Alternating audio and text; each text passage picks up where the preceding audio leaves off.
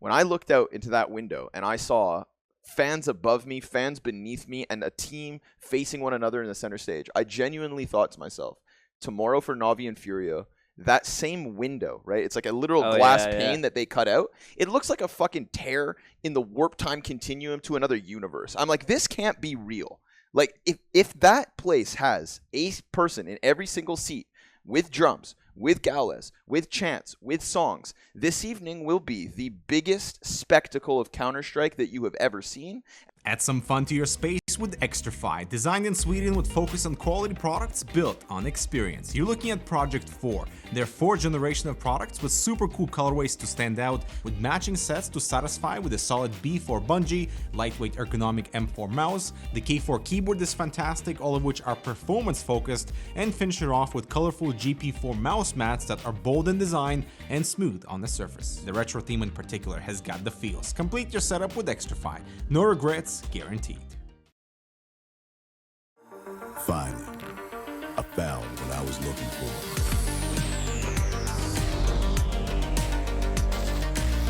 Now that my search is over, it's gonna be a tough choice. But fortunately, no need to choose. When you can just have them all. Buy and sell skins on Bitskins.com.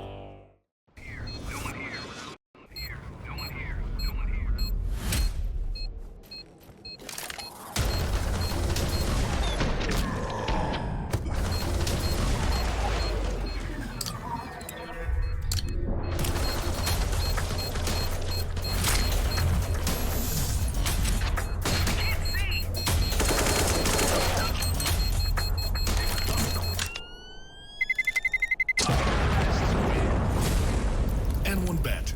Your bet. Your game.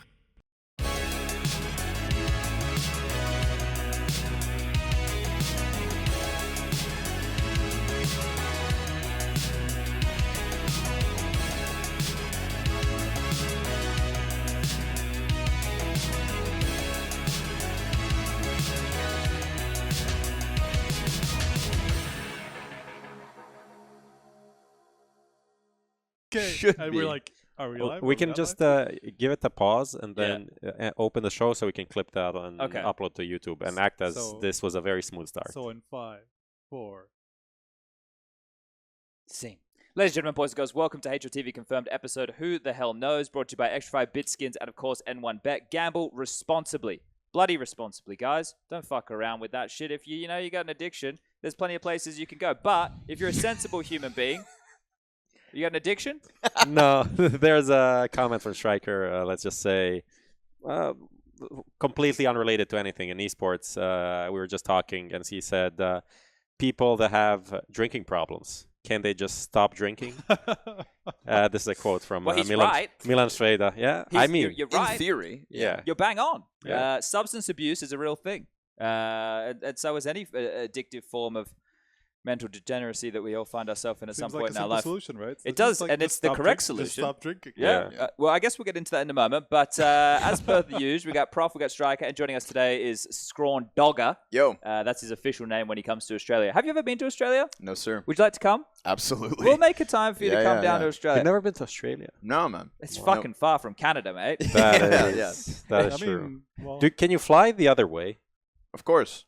Yeah, Yeah. yeah. What do From you LA? mean? You can fly anywhere Yeah. you want. What do bro. you mean? But the other people way? from Brazil were complaining that they can't fly directly to Australia, that they have to go like the other way around. Oh, maybe not direct. I don't know about that, but I like don't they think have you to can go fly over... direct from Canada. Are you talking about like going over the top of the globe? No, I mean going down. Down past LA, like Connor said? Yeah, LA and Yeah. down. Yeah, you Is can do there that. LA? Yeah, you I can mean, do I'd that. fly to Vancouver and Yeah. then probably fly over. Yeah, okay. That's probably the best bet. Yeah, Yeah. okay. I don't know. I've flown before. I had to go through New Zealand. Mm. I like What? New Zealand. New Zealand. New Zealand. Well, that's how they speak in New Zealand. You're not making Yeah. fun of them, are you? They say they don't speak like Australians. They speak like New Zealanders. New Zealanders. And they say instead of six, they say sex. Sex. Instead of fish and chips, they say fish and chops. And I'm not mocking. I'm being honest. That's just their accent. We all have accents, right? It's okay. Now, I The just want to entire make country of sure. New Zealand has just risen up. Look, some of them were upset that I didn't include. Gratisfaction. Yeah, and I was like, I guys, saw that. come on now. The tweet would have been fucking 7 pages long at that point. Now, I just want to let everybody at home know we like everything here at this major, apparently. A quite little technical doohickey before we get started. Lucas's laptop. What's the technical term, Lucas? It died. Well, it died. All right. I guess also it was fucked. So we're using my laptop now, so we're missing a couple of the countdowns and a few bits of ads and everything like that. So this will be an ad-free experience for everybody. Do we even have bumpers? We don't have any bumpers. We don't have any bumpers to use. So this anyway. is a raw chat show with Let's go. 4 dudes HLTV Raw. just shitting around. Yeah. I stole that from the Dudesy podcast. All right. So, look, I can't even control the little thing down the bottom, but let's get into, I suppose, the highlight of the day. The highlight of the day. Did you read it? Has everyone read it? Config coming back. Let's go. Oh, that's the highlight of the That's day. the highlight of the day. Config. So far.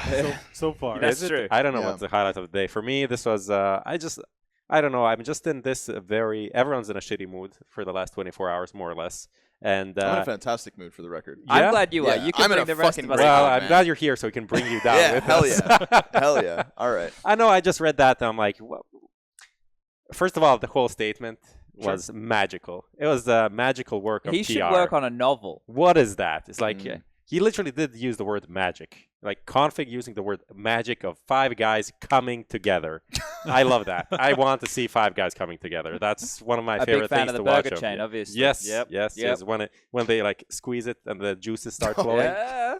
Love Yeah, that. But look, what was it, 6 weeks ago?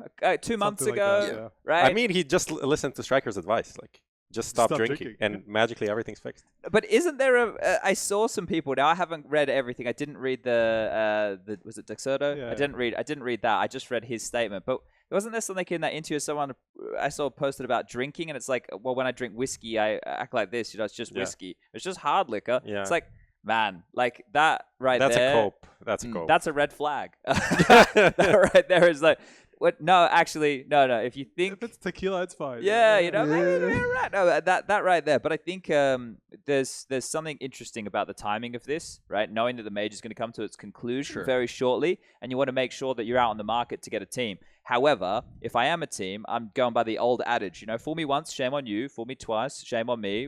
Fool me 3 times, shame on both of us, right? So if an org, this is his 3rd chance, right? That was 2. This is 3. Because people, maybe some of our newer viewers, might not be familiar, but Duncan, on Dexoto as well, wrote an article about, like, the tragic career of Config back in, like, 2019. Yeah. Exactly. And that fired him up. Yes, it did. And we thought, especially with complexity, you know, he was still, you know, the jock self that Config is. He's a burly guy, you know, he has that type of attitude, that aura with him, which is fine. There's nothing wrong with that. But we thought that maybe that was the kick up the pants, because most of us, you know, knew that there was already a Config that sometimes was a little bit more, you know, out there, saucy on the sauce. So the fact that we now have like a relapse, that's kind of what this is in my mind, right? It kind of seems like a bit of a relapse. And then for there only to be 6 weeks and to come out with this message and stuff, it's like, I think the way that he has to get back into this is through more of the grassroots team. You know, play with a couple of young up-and-coming Danes. Yeah. Don't play in a big organization.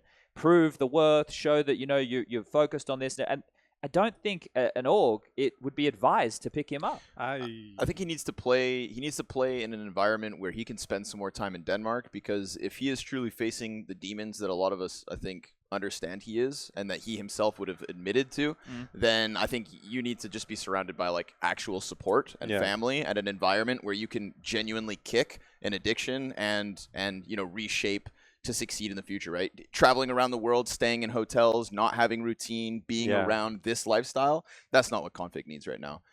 Does he want Counter-Strike in his life? I don't doubt that at all. Yeah. You know, and Counter-Strike in his life would probably be good for him. Yeah, like that also adds a routine, right? Yeah, exactly. So like most of us, I hope that he does at least get to hang on to that. But you're dead on. It would be healthier in my mind that, you know, I'm willing to give him a pass on this one, just because it's like, okay, say it now. I'm sure that statement is as much for himself as it is for like feeling out, you know, the environment. Because hey man, if you're really coming back, it's a fucking long journey. Yeah, You know, it's a tough road, and I'm sure he recognizes that.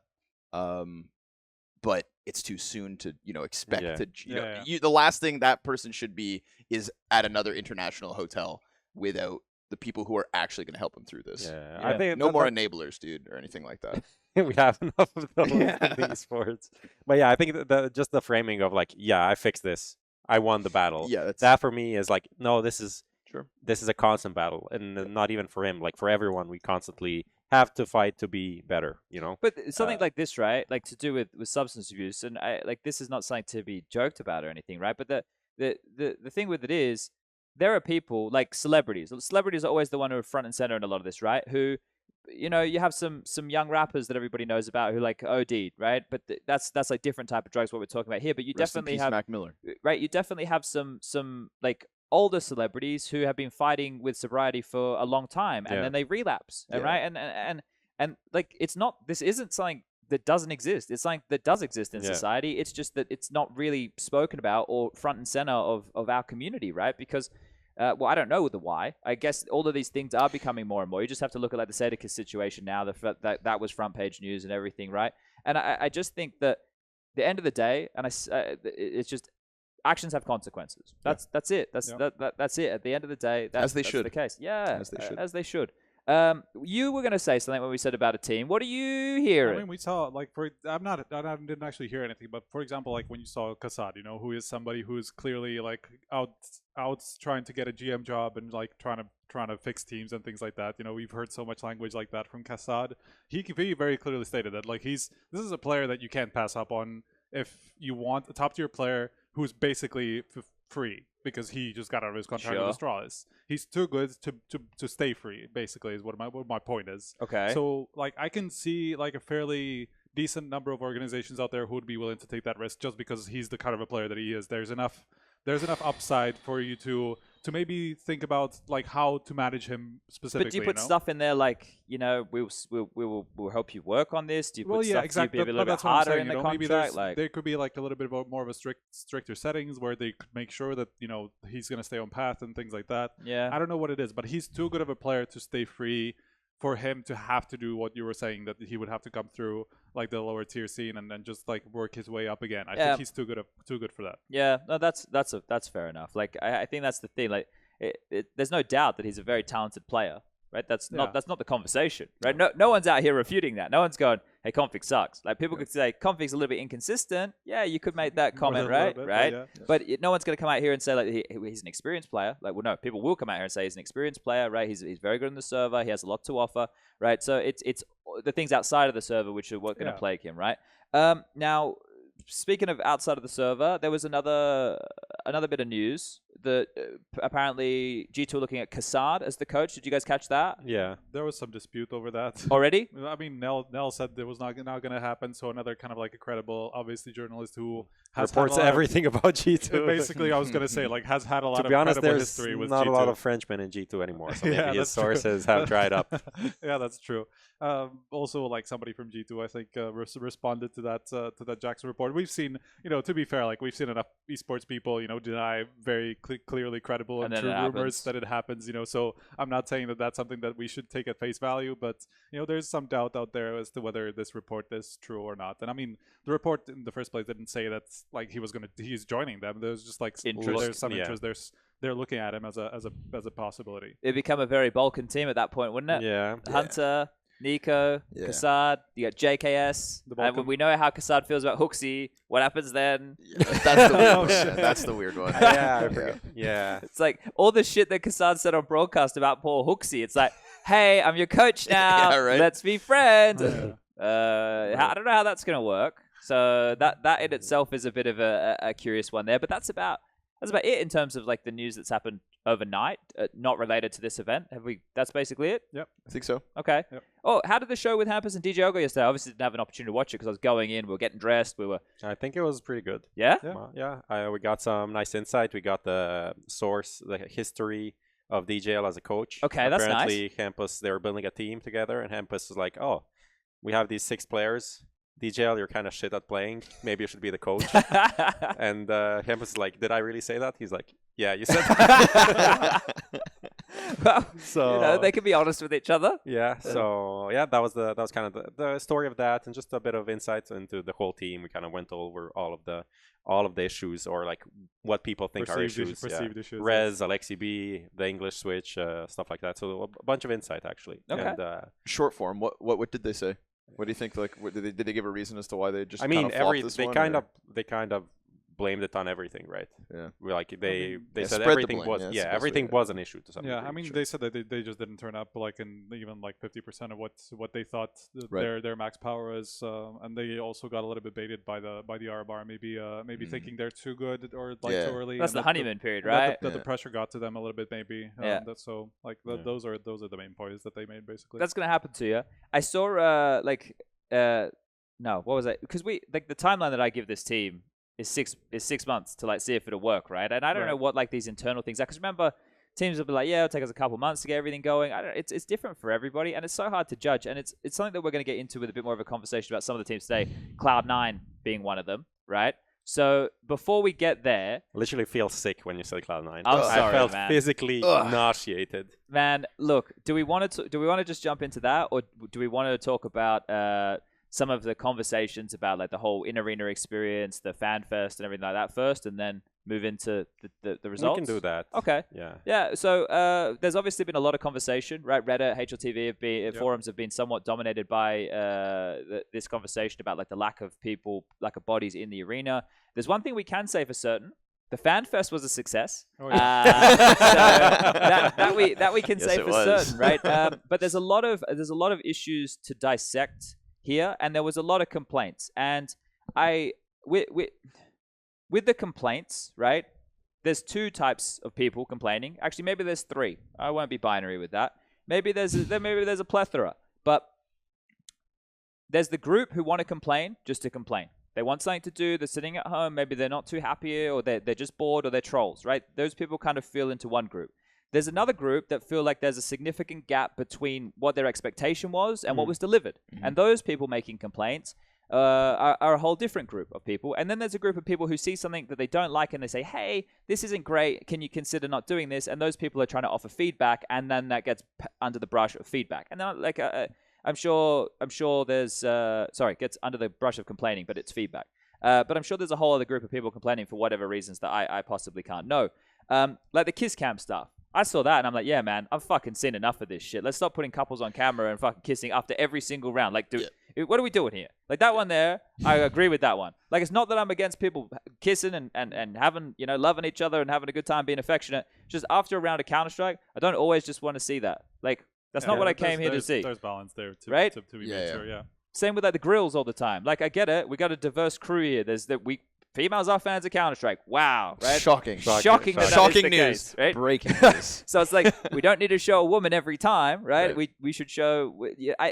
Some of those things I'm like, man, I don't understand this. I don't understand where the choice for this is coming from. I would like it to be explained to me. So maybe that's a question I need to go in today and say, hey, why is this the choice? Is this a deliberate choice? I think so. Yeah? I think so. So I think in this case, what it was is right, and it kind of overlaps with all of this, issue that also exists with like the fan zone being as crazy as it was, is inherently with the way that the stadium was filled up. And I think that this is kind of what sucks is the top of the stadium was actually, I would say, more full than the bottom rows. Yeah. 100%. So that was a weird thing to witness already, right? If everybody had been packed down at the bottom, I think we would have gotten way more wide shots. Yeah. They would have been able to show more. Sure. But unfortunately, because you just have this like sparsely populated stadium, the solution to that is zoom shots.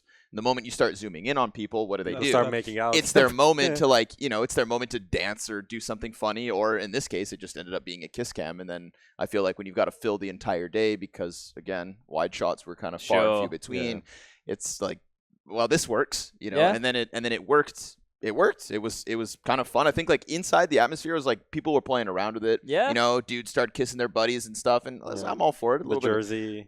but then it did kind of get old, unfortunately. Yeah. You could sprinkle that amount of kiss cams over 3 days. Sure. No one's gonna say a word. Yeah. But I think it's by nature a product of, unfortunately, just having like a spread out crowd. Yeah. There were still a few thousand people in there. Like Yeah. I think from there's, like, home, I swear it did not look as full from home as it felt in the arena. And it's not just because of the volume, just because it's like that's a massive stadium. It's a big space. Really big. That's what I was saying on Twitter as well. It's just like people, because they're all so high. Like, and none of the player cams, all the player cams are pointing at the lower stand, which are, by the way, which are just shit spots. To be fair, Very like, bad with seats the in setup, terms of with the way the arena is set up. That's why people aren't sitting there, and that's why maybe ESL don't even want the top level to be closed off because they know that the lower seats are just not going to be as Right. good. Okay. So they don't want to pack up everybody on the bottom because they're maybe not going to be super happy about it. They can't choose the best seats in the house, right, and things like that.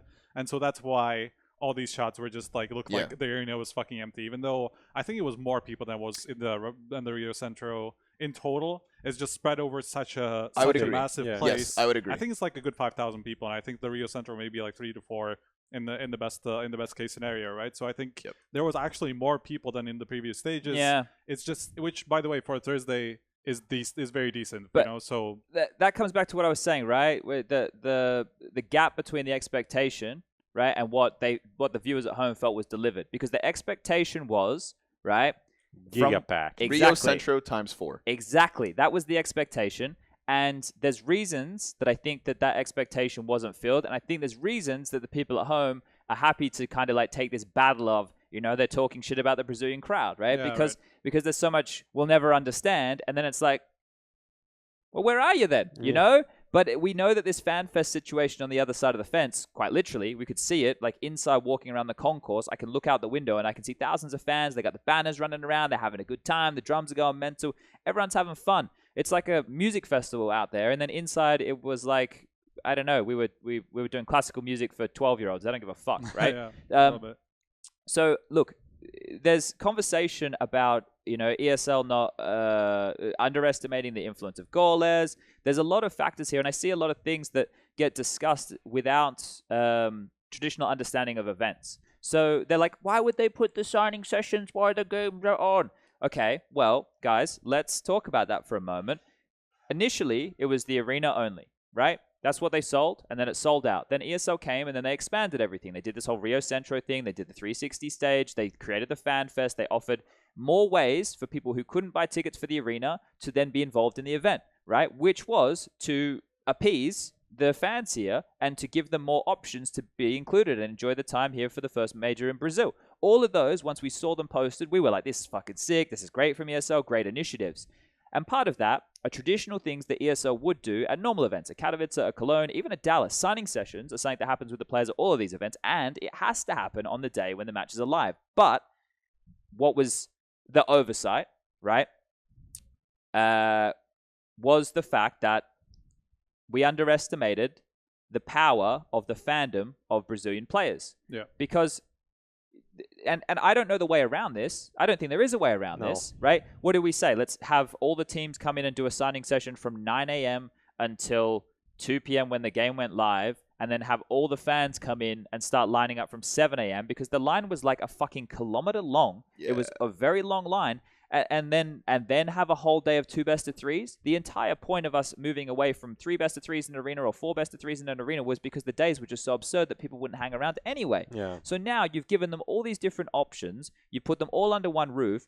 And of course, they've opted to go get a signature with Fallen, or go get a signature with Goalless, or go, you know, watch all of that stuff with, like, go. There were, apparently, I don't know, I heard this, right, in passing. I don't have this verified. Maybe some people at home can help me out with this.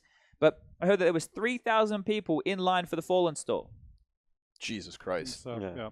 I think that is the biggest part, because I mean, you're saying, we were talking about before the show, right, that that's very normal for signing sessions to happen during matches. But at the same time, we've very rarely had signing sessions with teams as popular in that country as the Imperial guys are, or as like even Zero Zero Nation. I think some of the guys were still here. Didn't their signing session go on for like 6 hours or something? But that's the thing, whereas signing sessions normally would go on for an hour and then it would get cut off. And but here, what's going to happen is, if I'm Fallen, right, or if I'm Fur, or I'm any of these guys, I'm not turning away anybody, because this is the celebration of their entire careers. And the culmination of all of this is their party in a way. And it's also why there's 6 hours, is because fans know that this might be their last chance to get the signature from these players, or have them be active players, right? Fallen's going to stick around, he's going to go to events and stuff like that, but are you actually going to have a chance to take a selfie and get that? Maybe not, right? Especially not as an active player. And adding on to that, like, as well, potentially, you know. Yeah, and in Rio, so it's a very special moment. And like, today Fallen's playing a show match. On Sunday he's playing a show match. So even if you wanted to move it, yesterday was the free day. Yesterday was the Yesterday day was with the like the least important game and least exciting one. So it made sense. People, it's always funny. Like I tweeted also like it might get fuller when the Fallen signing session finishes. People are like, oh, why is this happening like this way? Like this is exactly how it happens all the time. There's nothing weird about this. But everyone's super smart in hindsight. I think it's also you just can't really see this coming. You know what I Yeah. mean? Like it was the first day of a new stage, and the experience as a fan was just simply better outdoors. Yeah. I don't blame. When we left after our cast, it was something. It was like maybe 9:30 or something. There was like 30 minutes left, and even when we left and we were going to catch the shuttle, dude, there's techno music blaring outside, still over by the fan fest. It genuinely, like Chad said, it felt like a music festival. Yeah. I almost didn't want to come back to the hotel because I'm like, well, there's only 30 minutes of that. Like, I don't want to miss it. Yeah. So that draw to be outdoors and the weather was good. Listen, it's supposed to rain this weekend. Yeah. Everybody's already sudden inside. Like, not to mention organically, I think, again, it's the first day. Are there things to be criticized? Are there like undersights? Yes. Yes. Or excuse me, oversights? Like, I've never heard that term. It That's works. actually really you good. got to look both ways, man. Underskirts. Yeah, undersights, man. We didn't go through it, that's for sure. No, but that's the thing. It'll So- change. Sorry, that was my point. Is that it's I think organically now even this crowd is going to react today with Furia versus Navi, and again with Galas being inside. That place is going to be filled to the fucking brim. Yeah. Every Both single. places. I mean, it is going to be crazy. Yeah. I think, and then that is going to literally be Rio Centro times 4. Yes. You'll have all the drums inside. You'll have the chants inside. You'll have Galas inside. You'll have Furia popping off on stage. They'll be cheering for every single kill. It's like anybody who was fair to criticize yesterday will be more content with today's broadcast, and I think by extension, the rest of the weekend. Yeah. That's my take. I think that like those buckets that I put the people who were complaining in, I want to kind of focus in a little bit more on those as well, because the viewer experience in Arena yesterday wasn't as good as the one outside, right? You've highlighted that very succinctly. I think that's a very, very astute point. But for the viewer experience at home, the blemishes were, say, my microphone tech issue at the start of the day, alongside as Maniac also had a similar one. Them playing the wrong videos. That one, like they're playing on the wrong videos. And that's all fair. Yeah, and that very fair critique right there, criticism. 100%. Because when I saw that hurt me inside. It physically hurt me on the inside. Yesterday for me was a very, very miserable day, right? This is from a selfish standpoint, right? I'm just going to talk from my perspective. When I walked in there, we arrived probably at about 11:30, something like that. We had to go film some intro stuff, so me and Alex got changed. We went off. We filmed the opening little conversation thing we had, and then we went up to our caster desk to get ready to go. But obviously, there was no tech check, right? Otherwise, we wouldn't have had those tech issues. And then once you start casting the opening game of the arena, it's already a little bit flat, right? Because of the crowd. So you know that you're hoping the game can make up for that. And then if the game can't make up for that, you're hoping that you can at least offer something so the viewer, can enjoy the game, right? The best that they can, because we can't control the quality of a match. Yeah. We can control the quality of what we try and do. However, with the tech issues that Alex and I experienced, we couldn't control the quality of the cast for the entire first half because the issues we had made it so that I couldn't hear Alex talk for a round at a time and he couldn't hear me talk for a round at a time. And when you're casting, it's not just I talk and he talks, it's we talk to each other and we try and create an experience for everybody. So that for me just was like punch in the gut personally, right? And for the viewer at home, maybe a lot of people didn't even notice after the first couple of rounds, and that's all good. And I hope that it was still something delivered that they somewhat enjoyed. But for me personally, I sit there and I go, man, I would love to go back in time and be able to try and do that again. And that's why yesterday felt so miserable for me, because it was the culmination of a lot of these things and seeing all the negativity pressed, which we've discussed. Some is fair, some is probably not so much.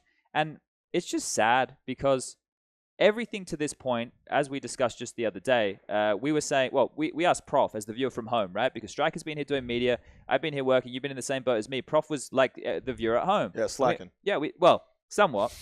But we needed him. We needed him to be the measuring stick of how things have seemed. And Prof you were pretty happy with everything. it was a pretty good experience. It was pretty smooth overall. A lot of content, a lot of things moving around. Didn't feel like a flat broadcast, game, post-match, analyst desk and stuff like that. It was very full, like a full experience in terms of storylines, different graphic stats, everything was going on. So that was kind of cool. I also want to say Like people were talking about the beers not being available in the arena. I swear I saw a guy carrying true. beers. That's not true. For journalistic purposes, Ah, I yes, went yes, and bought a yes. beer yesterday, and Boots on the ground. yeah, I can confirm that beers are available in the arena. People are talking about like the instruments not being allowed in. I don't know. There's whistles. That was originally held. Oh, it was? The instruments were originally held, or at least they were, from what I heard. Lewis Peacemaker, Yeah. had kind of raised the flag, like, hey guys, like I don't know if they heard they weren't didn't allowed have or they didn't have, tickets. exactly they didn't have the Yeah. right tickets, so Yeah. so they were they got into the overflow gang that was supposed to be outdoors, and then you really felt that shift when they were allowed in For for the the third map. third map, dude. I mean, again, like MOUZ Cloud9, so happy with that match. I'm very happy we got to cast it. It was great no matter what, even knowing what was going on outside, whatever. It was receptive. The crowd was still receptive, and it was enough of a good game that, like, it was flowing. But the moment the band showed up, that's when I think you really started to see what was happening in Rio Centro, which is just this central core of fanatics that are just orchestrating everybody else's excitement and involvement, right? Yeah. Like, the average person, and this is applicable to all Counter-Strike events and every crowd I've ever seen, isn't going to show up and no chants, no songs, fucking have instruments, be standing honest- on their feet and To be honest, like dancing. some of these events literally have those like American sports style, like now clap. Yeah, Now clap. USA. Yeah. For Like Cloud9. Cologne and stuff like that. They Like, have that, right? Yeah. So And here you don't have that. You just have the moment fans. you give somebody a chance and a direction to go down, most people are willing to and that's why I think kiss cams kind of take over. Most people are willing to be part of the show when they're given their little platform or where they're given that push, and what we needed was this drum section to just get the place going. And I think that's important to note, because like people will say that, but that's fake excitement. It's just like because these guys are just like forcing things to happen. That's why people are reacting. I mean, to a degree, yes, but it's still very natural. It's human nature, I think. Exactly. Like it's just a human thing to respond to that more when you, like, obviously music, dance, smiling. The shyness like, is not going to be there if you see like 20, 30 different people just starting to do that. You're more willing to join, and so it's very natural. It's not forced. It doesn't feel forced when you're inside the arena. You see everybody actually enjoying themselves, really having fun. Made infinitely worse by the fact that, again, the crowd was super sparse. Yeah. So even if there was, let's say, half of that size of music gang in one part of the stadium throughout the whole day, it's like you're still so far removed from that that you're not going to get into it. Look at Rio Central. One massive bleacher with flood off on each side. It wasn't that entire crowd that was constantly up and down dancing, but there was that core in the middle, and everybody could at least be within eyeshot of it. You felt close enough to it that you were always involved, and then by extension, you start chanting, you start stomping, you start clapping. You felt close enough to it, but it just got all too spread out. Yeah, no, that's a what good happened. point. That's a good point. To talk about, even like, obviously, we're not here saying ESL hasn't made mistakes. Like, obviously they have. Like, for example, the fact that like people from home didn't even get to see the Fan Fest whatsoever on the broadcast, or at least very little, until like very super later on when they realized, people aren't actually seeing this. Like, this is kind of big, and people are complaining, where are the people? Like, just fucking show them the people. There's like whatever, how many thousand people outside. And there's this whole thing happening. Like, what I would have done, obviously, they can't anticipate how many people will actually show up to the Fan Fest, and they don't know how big it's going to get. So like preparing for that was very difficult, or even the fact that, the arena was actually going to be fairly empty compared to what's going on outside. But like what I would have done was just, obviously the Gaules team, who's just like in charge of the broadcast, it's like 5 to 10 different people who are kind of involved at least to some level, And, but like the popular, very popular. Yeah, but there's three main people, right? There's Gaules, there's Laminia, and there's Felipe, who are like kind of like the most popular trio, right? Who are just kind of like in charge of the whole experience. You could have had Gaules in the arena with maybe a couple of other guys, and then Felipe and Laminia could have been outside just hyping up the FanFest crowd, and just like you could have cameras on both, and like you could jump from one side to the other, and that could be an entire whole thing, like an experience, but nobody got to see that. Nobody got to see that there was such a big atmosphere outside and things happening there. So that's why I think a lot of people from home didn't really get to, like, it just didn't translate whatsoever what was happening around the entire thing. They just saw the arena. A lot of the time they just saw player cams that were pointing at like the lower end of the arena that was empty, and like they just could not see whatsoever what that it was more than like the cameras showed, and more behind the scenes. So that I think was the biggest oversight from ESL in the first place. And there's something that goes into this as well. And I saw people at home bringing this up as a conversation point about the timing of the match being at 2 p.m. in Brazil. and it being a Thursday, right? Well, we've had it traditionally with these majors when we go to them, and this can go back as far in time as you'd like, that the Thursday is always the least people, right? Yeah. Always. It's just the virtue of it being a Thursday. But again, I go back to the expectation that everybody had. It was meant to be like Rio Centro, meant to be completely full, and it didn't unfold that way. And then I heard like people saying, oh, but why would they put the matches at this time? Why not put them later? Well, that time for peak viewership, so that you in Europe, who are 4 hours ahead of us, right? People in North America can watch, people in South America can watch, people in Europe can watch, and fuck the people down from Australia, unfortunately. Right? Sorry, guys. It's just the way it goes. They can watch VODs, man. Yeah, exactly. or stay up and ruin your sleeping pattern. We've had to do it for years. But the point in there is people are like, well, why don't they put the games later? Okay, well then you're right. Maybe we can't have our cake and eat it. If we wanted to have more bums in seats, then start the day later, right? Yeah. And miss out on viewership metrics. Yeah. But the thing is, that's just like for one day, and the next days are going to be fuller. We Hopefully. expect that. Hopefully. And that's like that's a thing. Like people are going to say, oh, why don't you have this? Everything is kind of a balance in these events. You have to sacrifice something to get something else. And we can't really sacrifice everything to have more people in the arena when we want to broadcast this to 1 million concurrent viewers on the internet, right? It's also the first dip in this event's, I think, rise to this massive title everybody That's wants why to give ESL it. never Yeah. more. You know, had- it's never like- last major. Because Right, one yeah. semi. It's all over, man. Yeah. It's like, no, we had the best challengers and legends stage that has ever been witnessed at a But major. Unfortunately, On its own. Unfortunately, Change because of venue. the teams, it's not going to be the best playoffs. It's just not. Like it's not going to beat Antwerp. No way. We can't control the matches. Yeah. Well, I mean, if FURIA win, it's kind of going. Yeah, to be I also think like that's what yesterday wants you to believe. Yeah. Event's Okay. not done yet. It's been Okay, one day, so and there's a it's FURIA fan also right it's here. also not even, dude. I just think, again, having and Chad, I'm sure you can attest to this. Sitting at that caster desk, when I looked out into that window and I saw fans above me, fans beneath me, and a team facing one another in the center stage, I genuinely thought to myself, tomorrow for Navi and FURIA, that same window, right? It's like a literal glass pane that they cut out. It looks like a fucking tear in the warp time continuum to another universe. I'm like, this can't be real. Like, if that place has a person in every single seat with drums, with galas, with chants, with songs, this evening will be the biggest spectacle of Counter-Strike that you have ever seen, and it's going to completely just, I think, shock a lot of people, including people like us, man, casters who have seen a lot of it already. It's really got potential. Bro, Simple's played on a lot of great stages. Yeah. Simple's won a lot of important games. However, he has never seen or played in an environment that has this potential. They didn't get it yesterday. Yeah. And that's kind of what stunned everybody's expectations. Yeah. And that does suck, right? And there were also things that ESL can be blamed for that added fuel to that fire. Yeah. But if you fucking spent every single hour you could yesterday, overnight, you know, preparing and changing and talking to the right people, and again, Galas is inside now. That's a massive difference. If you want Rio Centro times 4, well, who was casting at Rio Centro? Galas.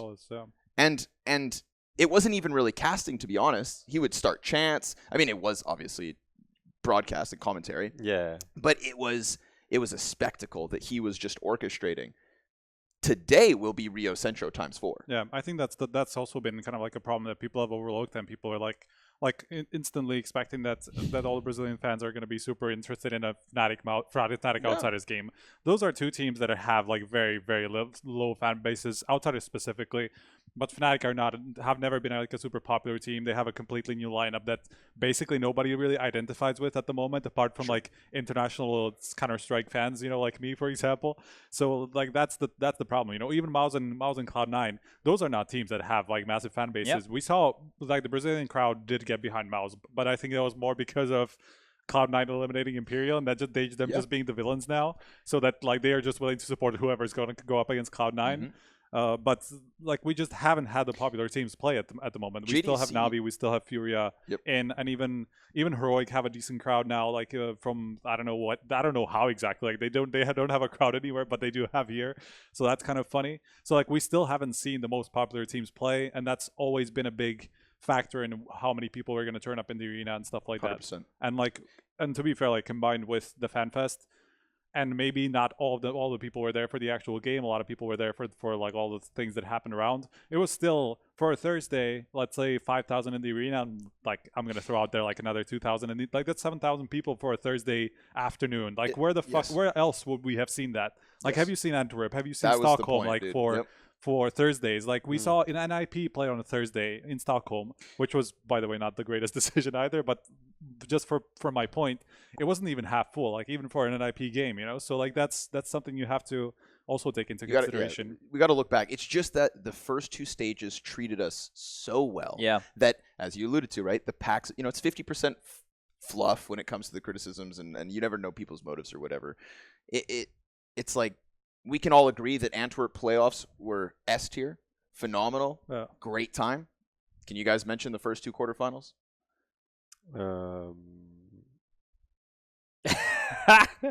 I casted one of them. So did I. Yeah, I don't know. Yeah. Spirit, FaZe.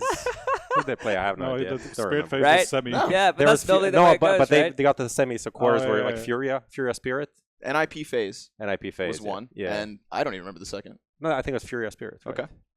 I can't confirm. 'Cause Heroic and, lost to you know, and Navi. that's the, Heroic lost to Navi in one of the Yeah. quarters. That's the other one. Yeah, that was Heroic Navi Friday was one of though. the quarters. Yeah. so it's kind of like, in that regard, you know, yeah, guys, we're at that part of the script where it's we highlight the shortcomings, our expectations aren't met, and now over the next 3 days, just again, there's warning signs, Yeah. but there's also I don't know what that plenty was. of room to go crazy. But they waved. Yeah, exactly. I don't know who that was, but No. I'm gonna wait back. I Shout think out this is the fans. key, right? Like right now, and this happens every time. Like there's a lot of dissection of what's going on as it's happening. There's a lot of up in arms. There's a lot of people who try and rewrite history, right? There's a lot of that happens, and then there's also a lot of people at home who are reasonable fans, and they sit here and they go, "Yeah, okay, cool, we're having a good time," or "This is going to be good," or "Here, or everywhere." But one of the things which I then question the motives of the viewer. Right, and Prof, we'll go back to you here because you've been the viewer at home for longer than all of us, right? You get to speak on behalf of everybody. Let's All go. that pressure. I love that. You are the people. I So am the people. how is your are you watching, right? Are you watching, you personally, are you watching for the Counter-Strike or are you watching for the spectacle? Or are you watching for a bit of both? I mean, I think you can't take one away from the other. Yep. It does make a difference. I mean, there are some people that are just going to watch CS for CS, but Like Peta's just going to watch CS for CS. yeah, You're not going to like give a fuck. I remember like Lurp is tweeting about back 5 years ago or something. Like, why do we need player cams on broadcast? Like that doesn't add anything, and that's like fair for his opinion. Robotic. But it's like 99% of the people don't agree with this because they want to see humans, their feelings, interactions, and everything. So definitely, the spectacle does. It matters. It matters. The storylines matter. All of these things matter, right? And the small emotions like the Shiro crying there on stage. The The Hobbit. Hobbit. Oh yeah, my it's god. Dude, did that not look like a son reaching for his Yeah, father? right. Yeah. Bro. Right. And Hobbit is a dad, Yeah. right? Like He's the father of the Gambit youngsters. Yeah. You know? Yeah, that was sad. Like, and I think the thing is, like, there wasn't the spectacle yesterday, and the quality of at least the Fnatic versus Outsiders game was very one-sided.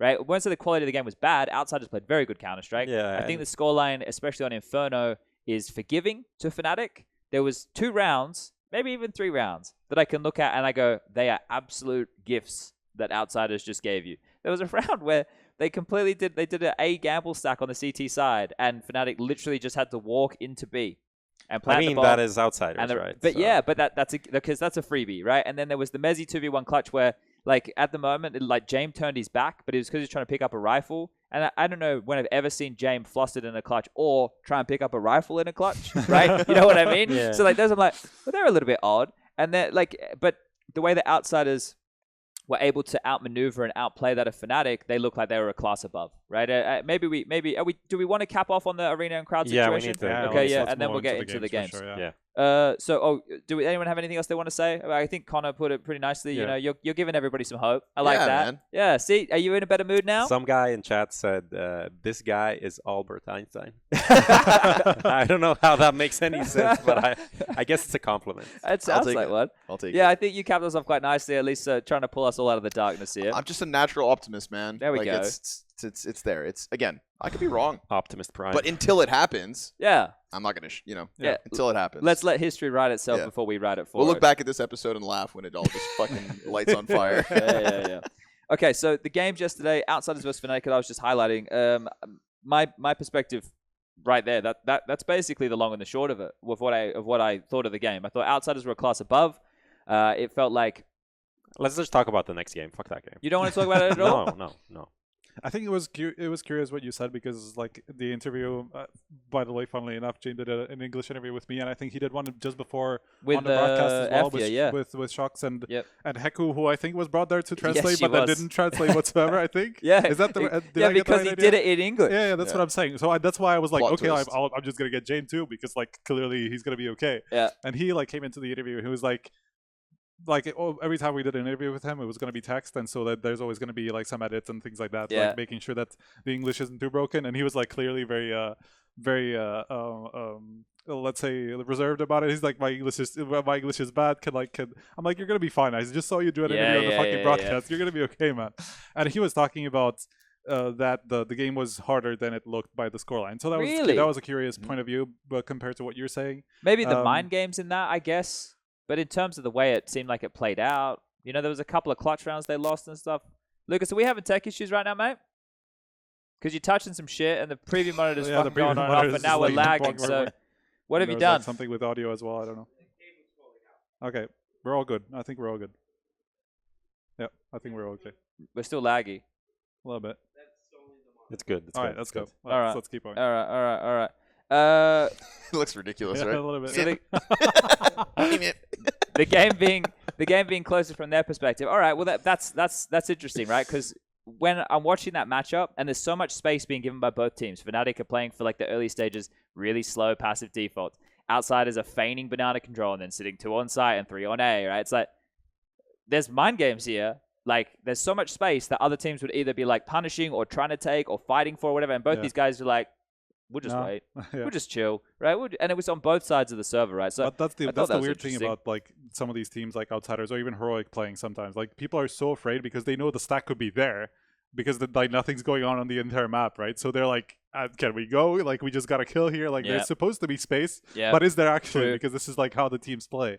So like that's like sometimes it creates these awkward situations with these two teams, specifically Outsiders and Heroic, because both are very stacky and like very risk taking. MOUZ Sports on Inferno doing like a 4B stack in the last round. Oh yeah, that was like the last round. Yeah. That was also pretty. But then ballsy. they also made the adjustment like right at the time that they were supposed to. That was so a fucking really sick, actually. it was a really good round. And NAVI like pulling the rotation kind of. Yeah. It was a good round. So, but it was just ballsy to see. Like if you lose this round, you're out. 4 stack B in a rifle round. Pretty yeah, crazy. there was some actually. I mean, if you're okay with transitioning into the other game, there was actually some cool calling on overpass as well from Dexter, because there was like a round where wow.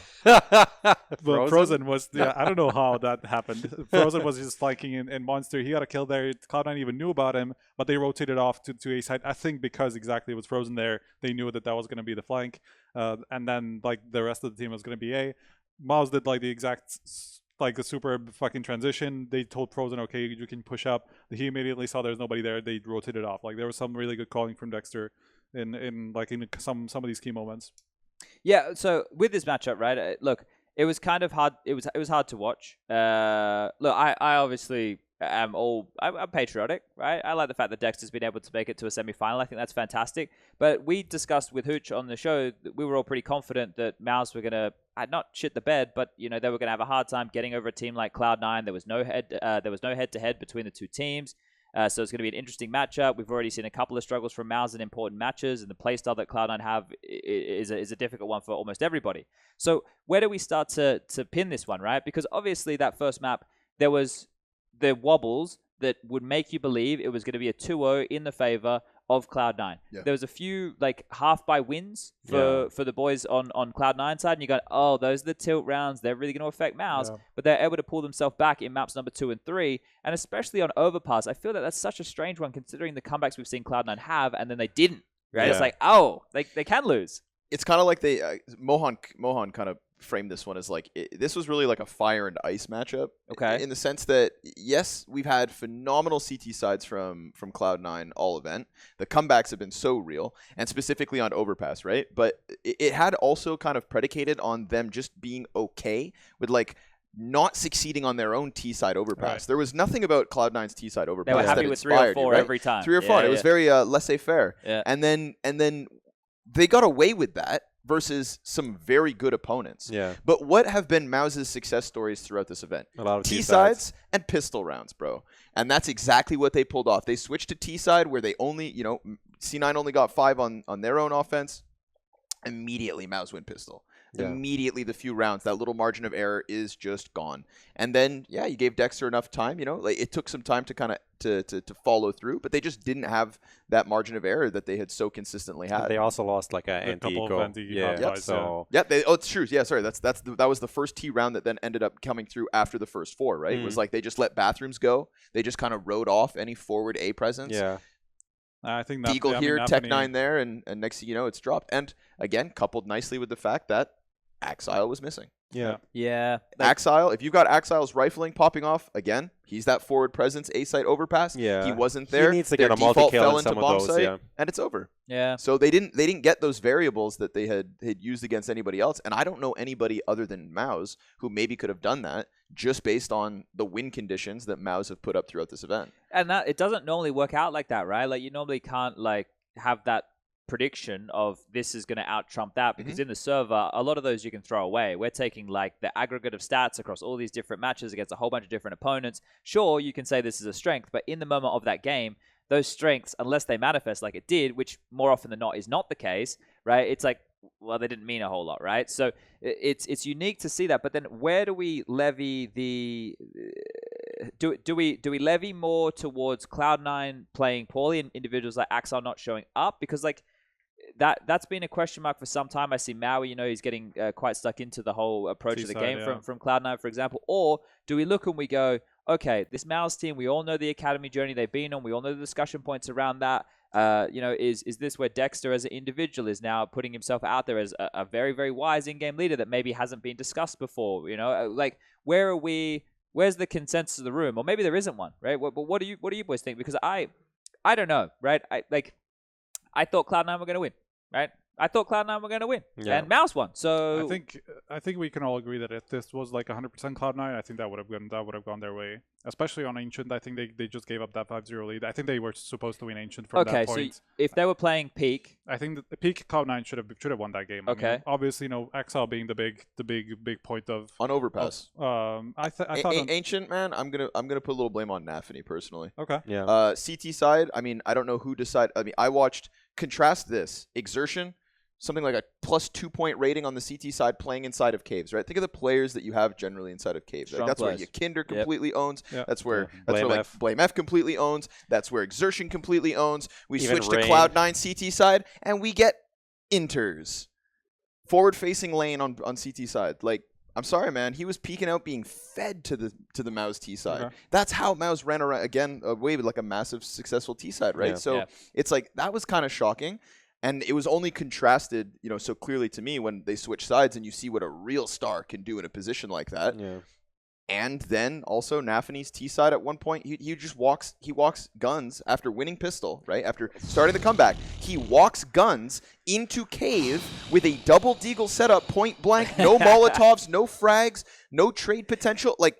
That round really tilted me. That was like I don't really get tilted about like tactical decisions that much. Like I'm not gonna act like I know better than all of these IGLs most of the time. But like anti-eco, you have rifles. Yeah. You either have a lot more like long rifles or utility. In this case, they had rifles. They had some utility. So you're going to either use the rifles and go like open space, you go towards A main contact, do something there, or you go B through up a banana. Yep. There's the tightest choke point that exists in maybe all of fucking CS right now in cave. Dexter and you're walking there. Dexter said, maybe he overthought because I called they'd go up banana and wanted to stack there. But I was wrong and they went cave. But they stacked cave. Didn't they stack cave? They had 2 people there. I'm just saying what he said in chat right now. Dexter, just fucking come here, man. You come over the headset. You're not too far away. Come take my headset. Have this conversation, mate. Come get on the show. That's when this whole time he's actually just been right outside the door. Oh, and here we go. Then Exertion suggested cave. There we go. Okay. Well, shout out Exertion again. So Exertion is the mastermind here. There you go. So then I went with that. All right. Well, that gives us a lot of insight right there. So like But it's still, this is the mind game level of those decisions, right? Yeah. Like for us watching, we can see what seems like the smarter choice, but this is the extra layers that get added on. That's also the kind of the situation where Cloud9 in, like, overthinking some of these things, like, and thinking they need to overthink. Like, you have the rifles, you're the better team. In theory, they should be thinking of that as well. They should just play, you know, the percentages. That's the fear, though, man. Yeah. The fear, Exactly. the mental But that's that was why broken. Every CT side comeback, every upset from C9, the run from challengers, 3-0 through legends, and then they fucking crumbled, dude. That's But so they did crumble. sick. They so did sick. crumble. Yeah. And you want to, we talk about, like, you know, speaking of Dexter here, dude, we got to say, like, to put them into the championship stage as well. That Mirage game from Dexter. Oh, yeah. Hey, listen, I was prepared for it. What a and game. I swear, I you know, me and Launders call ourselves the Academy Casters because we were out in Kyiv watching these guys, you know, win season after season. And it's like when I used to cast Zywoo in MDL League. It's like you're looking at it like, man, this guy could be fucking world class. But I'm casting Mountain Dew League, so I must just be like biased by what's in front of me at that moment. Turns out, you know, he's a phenom. And then we get to I'm casting Academy Leagues, and I'm like, man, I don't know, like, this is really good. Like, this team specifically, you know, and that's why they won as much as they did. That's why nobody could touch them. But then you think, like, well, surely the gap between them and the other Academy teams, between them and Pro is still different. Right. Yeah. Nah, man. 1 year, first major, that core pops off. And that's the story that I was prepared for. Sorry, this is my point, was that I went into that Mirage game and that match versus Ents, you know, with some stories in my back pocket. Dexter top fragging on a CT. Right. That came out of nowhere. Yeah. That came out of nowhere. I had to react in the moment to that because it was just such a genuine shock. And I think on Overpass, man, he picks up op because Torzy started getting, like, there was 2 rounds where Torzy got 4v5'd right out of the gate, never had a chance. And I saw Dexter pick up the op, and I saw Dexter miss like 6 shots across 2 rounds. Yes. And I'm like, listen, I know you don't want to probably be in that position, but I respect you for trying. You know, you got to keep the ball rolling. And then at that last moment, he gets the 3K down on B site, and that's what pushes it into map 3. So even you go to the end of Ancient, it's Dexter inside Cave coming out of the corner, another 3K off of, I think, a FAMAS or something like that. So it's like there's a lot of great things for the NXT guys as they won stuff and popped off. But, dude, I never saw this Dexter story. But the fun thing with the Dexter story is he's like the level of experience that he has. Like we discussed this the other day, right? On Renegades, he was the best player. A lot of people forget about that, right? He wasn't just the in-game leader. They didn't go, oh, hey, he's calling good for an Australian team. They went, no, this guy can frag and he can lead. It's the double. It's that wombo combo, right? Yeah. And that was, and I think that you can see there's probably a couple of core concepts here, like the culture that's been built with Cyclone, with the NXT boys, and then Cyclone coming across and then slowly bringing them, and then they bring that little pack, and then Frozen and Dexter having their time to, and it all somehow is working. I don't know how, right? So we mixed a bunch of colors together here, and we've got something beautiful, right? But it in itself, every single like piece of that puzzle has a fun little nugget or a storyline to it, because the expectation of this team wasn't to do this at this event, even though they did have a good run in Cologne, right? This still was not the expectation of this team to be able to go this deep. I'm curious if the underdog tag in a lot of these environments is a positive for them still, right? Because remember the interviews in the early stages? I remember I had the mic in front of Frozen's face, and it's like, yeah, we're here, experience. Like, that was kind of the gist of it, right? That was kind of the vibe. And it's a bit more than experience now. Yeah, I mean, they can win the whole event. Yeah, it's 4 young guys. Even Frozen obviously is still very young. We've been repeating that. Like they are not supposed to be in this position, you know. So of course that there's not that kind of like removes that pressure. But yeah, I mean they've taken it in stride, right? Yeah, it's a fun story. It's a fun story. I think it's definitely one that, like, against outsiders, we'll talk about that tomorrow, I assume. Yeah. But just to preface it, we were talking about this before. There's so much head-to-head between them. They played in the Challenger stage, the Legend stage, Rotterdam, Antwerp. So they played 3 series, quote-unquote, because best of ones, 3 matchups against each other. In what did we say? We said it was 6 months in the last month alone. So like removing Antwerp, it's 6 months and 6 maps in the last month. 6 maps in the last month. That's fucking 3 here, crazy. 3 here already. 3 here already. That's wild, right? Like that in itself. So that head-to-head, that game right there, that's going to be a very, very interesting affair, because it's going to be all mind games again. Like you just don't know what the fuck's going to happen. You don't often get that. No. Not and because then you contrast that to MOUZ versus Cloud9 first head-to-head ever. Like you know, that's so strange. So we've praised MOUZ a lot here. We'll get more time to talk about them in the future. But what do we think about Cloud9? Because the way that we were covering off Cloud9 was if they come here, and especially considering how the bracket shaped up, I think a big conversation was it had to be like semis or grand final appearance, right? Yeah. Otherwise, there needs to be a conversation about what needs to go on with this team. And the shots after, what we saw Shiro do to help them through the challenger stage. Hobbit was playing well on that first map. Like, it's so hard for us, especially talking about a Russian team, who we don't have a whole lot of insider information on to understand where the pitfalls are truly, right? We don't hear the rumor mill. We don't get that same. Maybe if we had Overdrive on speed dial, he could let us know what's going on, right? But I've never heard anything about like ever like changes Cloud9, there right? being It's in super Cloud9. locked. Yeah, it's super locked, But so we got no idea. yeah, but it could change this time just because of a lot of like, but well, Outsider Spirit, Navi all made it pretty far, so maybe not anymore. Oh, you mean but the shuffle? I'm saying like there were It just kind of takes like one team, bro, and everybody Yeah, else yeah, might yeah, rejig a exposed. thing or two. But the problem is now all 4 teams made it to the playoffs. Also, all 4 of the big teams from the region. Cloud9 can't again go and buy players from a Russian team. They can't do that again. Why? Because of the sanctions. It's Like- not that easy, yeah. But They can't just go and buy fucking Virtus Pro players. But there's some workarounds, right? Like Spirit, for I example. mean, but doing it again, I feel like they did it once. I feel like they need to chill a bit. What if you bought Patsy, To Cloud9. come in instead of Nafany? who leads. What if you Inters. Inters leads, okay. Nah, Hobbit. What if you bought Jerry? That's I've heard Jerry Like that's thrown also around. a player that's because of the Forge connection. Hard to really. get, Yeah. right? Yeah. Right? Yeah. You can't buy Boomich. And that's even if I you mean, you wanted to can buy get Boomage, but you don't want him. Yeah. Yeah, that's true. You don't have to buy him. Then I don't know. It's curious, right? There's a lot of conversation. Like, But I what feel about like, Hobbit to Navi?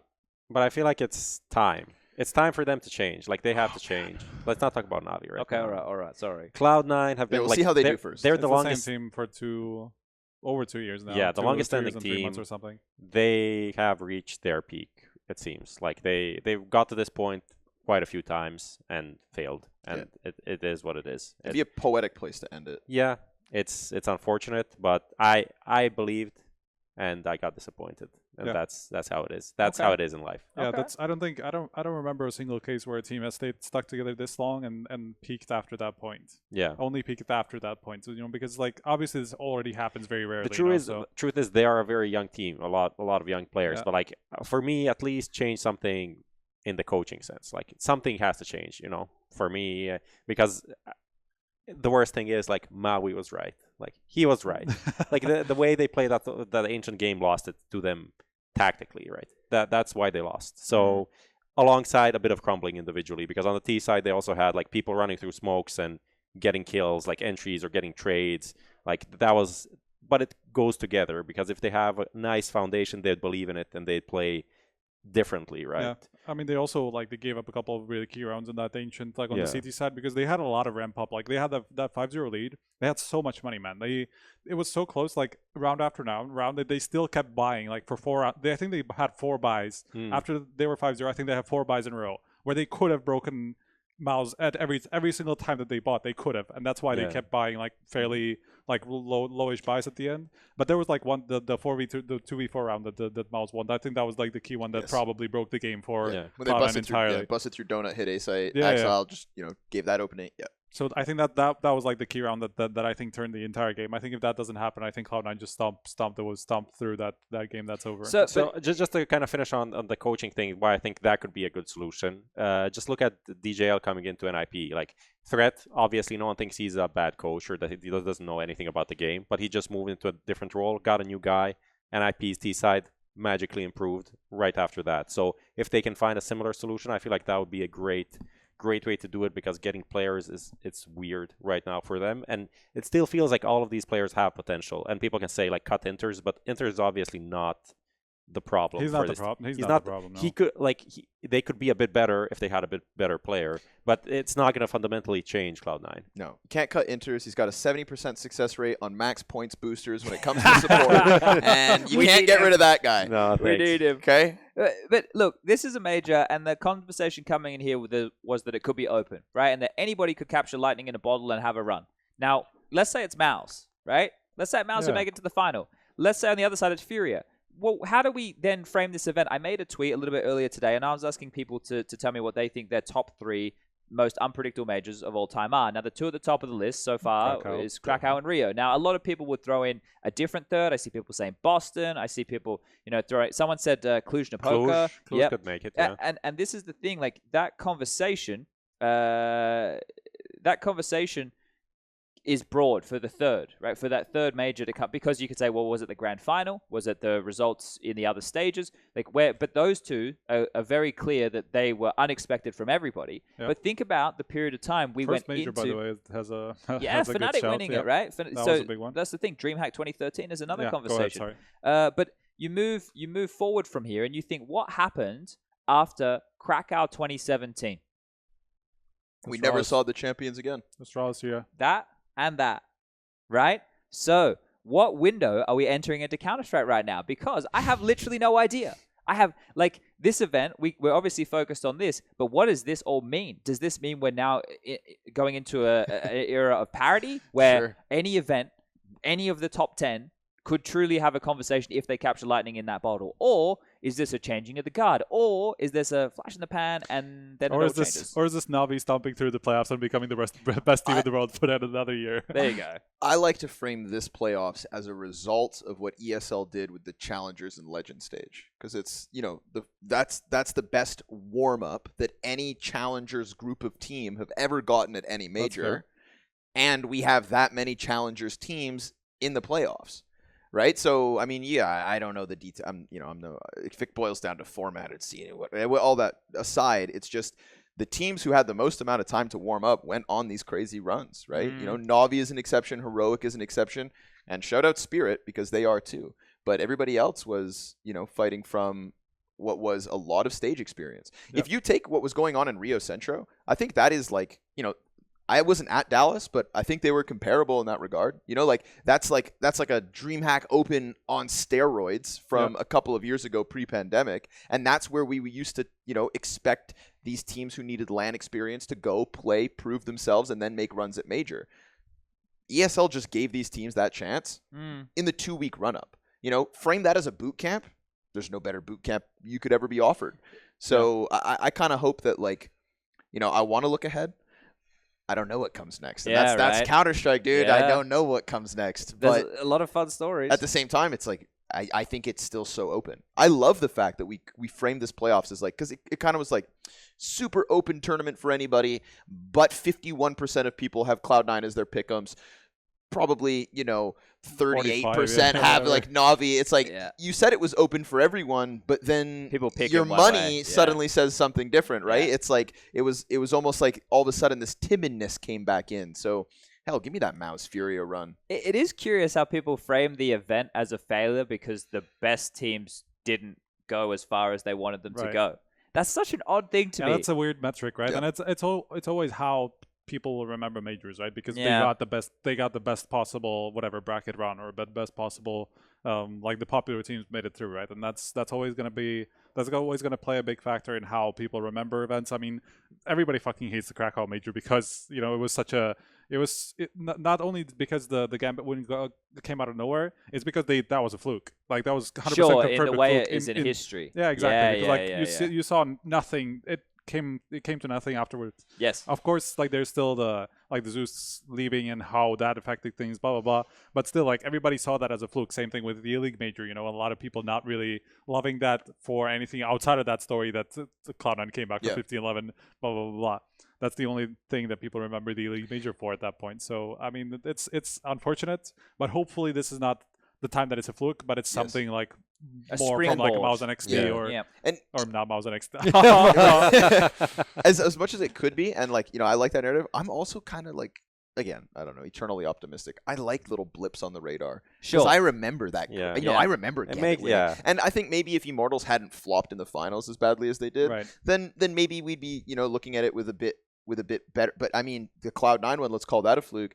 Obviously, I'm biased, dude, but I mean, that game also completely caught me off guard. That is one of the most, especially for this tier of events I was casting at the time. That was, dude, that was just the most emotional moment I've ever had in Counter-Strike watching that Cloud9 run because everybody told us that it could never happen. Yeah. And it's sure, in the grand scheme of things, it fucked with some overarching storylines and some whatever not, but But But it's also it's- also define the storylines. If you were right? there for that moment, you know, you And know it's what also that that felt like. everybody And if you're on thought- the right side of history and in that regard, everybody, you had know? that, everybody had the feeling that you were talking about, like reassured during that entire series. Okay, you FaZe are ahead the entire time. It's fucking 15-11. It was like 13-7 or whatever it was. Like unbelievable. all the time, Yeah. like okay, FaZe are gonna win. FaZe are gonna win. In the last 4 rounds, you're like There we all of go. your expectations are blown out of the water all of a sudden. But that's what also made Kerrigan's win so much more special in Antwerp, right? Because Sure. he failed Ooh, there, nice. and then Yeah. eventually, if Nico wins a major, then that's gonna be that, and then the Deagle in fucking Stockholm is gonna make that win that much more enjoyable. It's like you gotta zoom out a little to appreciate what those little, let's call them errors, you know, give us in the grand scheme of things. And if you didn't ride that wave of emotion, okay, I understand why you don't remember it so fondly, but yeah. everything's got its place in the history book of CS. For example, to tie back in with like you wanting us to or you wanting me to say that the Astralis era happened after Krakow. I mean, who knows if Astralis were supposed to be pretty competitive in Krakow, you know, like they were supposed to be at least one of the teams that had the shot at the title. Like who knows, like if they went on to win the title, who knows if Magisk would have even ever come Precisely, to that right? team, and you know, like who knows if the Astralis would ever happen after that point. Yeah. Like all these pieces just come together eventually. But that's the key of all of this is like people frame this however they want, but it's what like this means on its own and what it's going to mean for everything, right? So speaking of matches, we probably got here for maybe another 20 minutes. I got a shuttle soon. You coming in the venue? I'm gonna come in later. Oh, I'm fair gonna enough. skip the first one. Yeah, no, fair Last enough. day for You Sun, want to get into the so- venue? I mean, I might as well just join the shuttle with Yeah, you, see- honestly. If see there's you can there's jump on. space, it's We'll going to see be what easier. goes on there. Like I've had some trouble with the shuttle. Sorry, It was bro. Cloud9. It's a talent shuttle. That was Cloud9 Cloud9, yeah. was just In getting their into the- jerseys. Oh, they're going. Oh yeah, they're doing. I know interviews like in like half an hour. Ouch. Okay, that'll be fun. Let's talk Yeah, about we're gonna have Spirit an interview Heroic, with- and then yeah. let's talk about Navi Furia. I can't believe we. Actually, never mind. Go ahead. What's up? No, go ahead. Can't believe I you can't believe spent we so much time. We spent an hour not even talking about the matchup. It's all good. But there's so much to talk Yeah, about, yeah, right? I And there's a mean, lot you're that people want to hear about. Like in terms of the actual nitty gritty of the matches, we know that most people actually don't really give a fuck about that stuff. They actually care mainly about the drama, right? And who should be replaced. But there are some people out there who will try and appease right now by talking about these matchups. Now, Heroic versus Spirit, the last time they played was back in Antwerp. So there's been different rosters. Obviously, Dexter replaced by Wonderful, and of course, Yabi coming in for Refresh. So there's differences there, and that was a best of one in the Legend stage. So it wasn't like there's too much stock to put in that game. But in this matchup right now, we know that Heroic are likely going to ban Dust 2 unless they want to get crazy like they did over there in Pro League, and it should be the Inferno ban out from Spirit, which means we're going to get... this is the cool thing about a lot of the teams remaining in this event is most of them play Vertigo, Overpass, and Ancient. I think the only one who doesn't is Navi. They ban Vertigo, right? Everybody else plays those three. And that was a conversation that I know Yanko was having with me and Jason about Cloud9, and one of the keys to them potentially going deep is being good at those three because it means you can always pressure the other teams in the map pool. But now we have so many teams who like playing all of those maps. Like, there's a lot of them that have Inferno on the fringe, on the cusp. They don't actually love it. There's a lot of them that have like Nuke in this kind of weird spot as well. Either they ban it or they're not so good at it. So I think that it's curious to see with the teams that we have this far in the tournament, what their common maps are. So yeah, back to this Heroic versus Spirit game. I think most of us on paper would have Heroic as the favorite, but this is the X Factor Spirit that offered us up some fantastic CS throughout the event. They've got some flashy individuals, and they will definitely be the villain today. So that's going to be about them embracing that type of an environment. So there's a lot of the goalposts that I've just set, but what are the expectations? What do you think, Striker? I think matchup-wise, this is fucking incredible because it's like they're both very volatile teams who just like to not necessarily play to what everybody else considers the meta. Yes.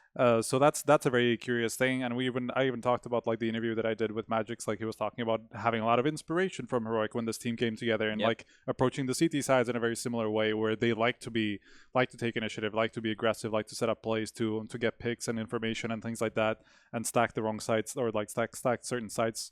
But I think like the map will also just like throws it into a new level because Heroic no longer have Inferno, which is their strength, but they will like would they go into a nuke, that's also a strength for Spirit, you know. So like Heroic don't have an easy veto ahead of them for sure. So like I think as much as Heroic are obviously the more established team, the more experienced team, maybe have even proven to be a little bit stronger because of, you know, their run. The only time that they've ever looked a little bit off was in that Cloud9 game. Everything else has been kind of a stomp.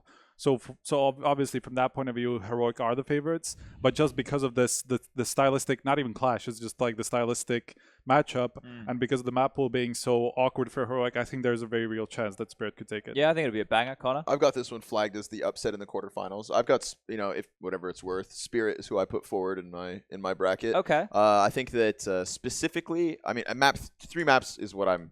3 maps, and I feel like I my expectations are met. Whether they pull off something magical, I'm not sure, but I think Heroic are kind of like their quarterfinals team. Or they made semis in Stockholm. They did, but so did He Spirit. said it. Well, the so did thing Spirit. is, So the teams that Heroic have lost to in the playoffs of the last 2 majors have been the runner-up in the grand final.